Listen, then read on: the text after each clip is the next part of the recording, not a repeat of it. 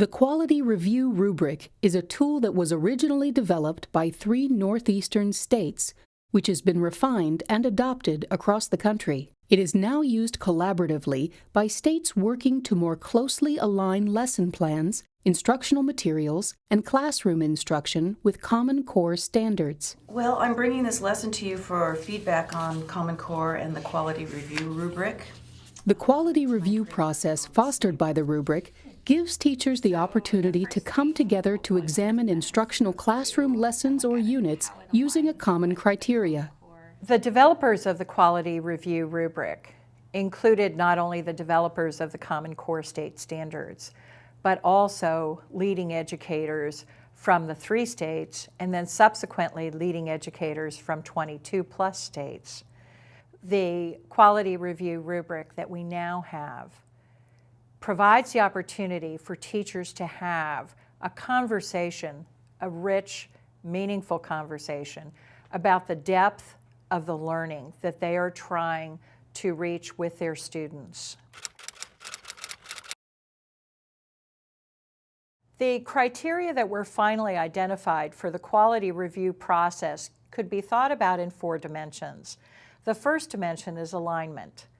Do the materials actually address the depth of the Common Core state standards? The second dimension refers to the shifts that are necessary in instruction. In English language arts, for example, do the materials encourage students to develop a deeper understanding of informational text as well as literature? In mathematics, are students developing not only procedural skills, but also the larger math practices that allow them to apply mathematics to everyday situations? The third dimension refers to instructional supports. Are the materials developed in a way that will allow students to be successful at grade level and across grade levels as well?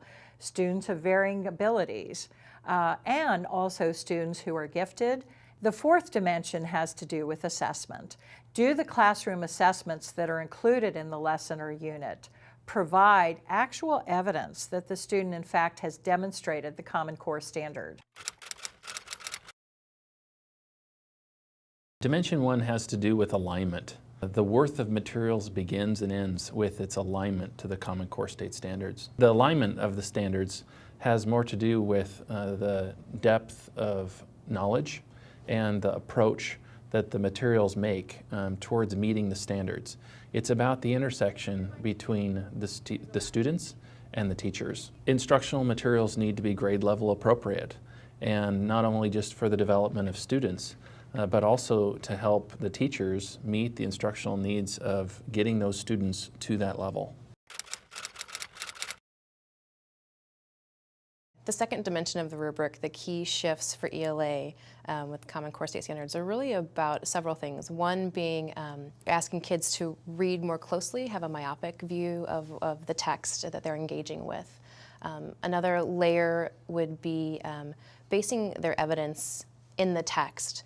So before we're asking students to do any kind of critical analysis or any kind of expressive evaluation, we want to make sure that their root is from real concrete evidence from their readings that they're pulling out. Another shift is that it really focuses on the integration of reading and writing together. It's not okay anymore to completely address reading separate from writing. These two things are weaved. And then there's a focus on academic vocabulary being key, the Tier 2 vocabulary. Dimension 2 identifies the key shifts in mathematics as focus, rigor, and coherence. My work in our district with teachers across our district to develop units of study in mathematics with Common Core has been particularly a good focus for us. Focus is the thing that I think that will be one of the major shifts in thinking. Instead of moving students forward through grade level material, we're really going to think about going more in depth, and we're going to have high expectations of their understanding so that their in-depth understanding becomes more important than any kind of moving them forward through other grade level material. Mathematics has always been at war with itself between procedural and conceptual understanding.